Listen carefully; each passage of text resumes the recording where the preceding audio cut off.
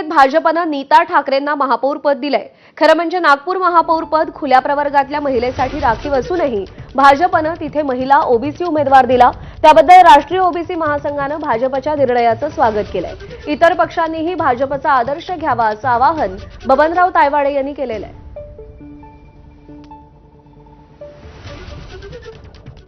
काय वाटतं तुम्हाला, ओबीसी समाजाला आता हळूहळू खुल्या प्रवर्गामध्ये देखील स्थान मिळायला सुरुवात झाली आहे? मी खरंच राष्ट्रीय ओबीसी महासंघातर्फे मी या बाबीचं मनापासून स्वागत करतो की आता राजकीय मंडळी, प्रशासनातील मंडळी सर्वांचं आता याच्यावरती शिक्कामोर्तब झालेलं आहे की खुला प्रवर्ग हा SC, ST आणि OBC लोकांसाठी सुद्धा खुला आहे। त्या प्रवर्गातून सुद्धा हे लोक आपली उमेदवारी किंवा आपली हे दर्ज करू शकतात आणि त्याला न्याय द्यावा लागतो।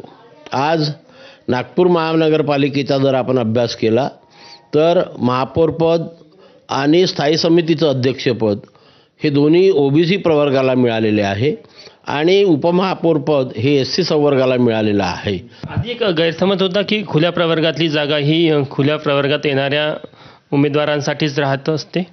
नक्कीच गैरसमज होता आणि याकरता नोकरी असो किंवा राजकारण असो किंवा इतर ठिकाणी असो अनेकदा कोर्ट केसेससुद्धा झालेल्या, न्यायालयीन प्रकरणंसुद्धा झालेल्या आणि त्या न्यायालयीन प्रकरणावरती सर्वोच्च न्यायालयापासून निर्णय आलेला आहे की ओपन कॅटेगरी खुला संवर्ग हा सर्वांसाठी खुला असतो। तरी भाजपचा आदर्श इतर राजकीय पक्षांनी घ्यायला पाहिजे, जी भूमिका भाजपने नागपूरमध्ये घेतली।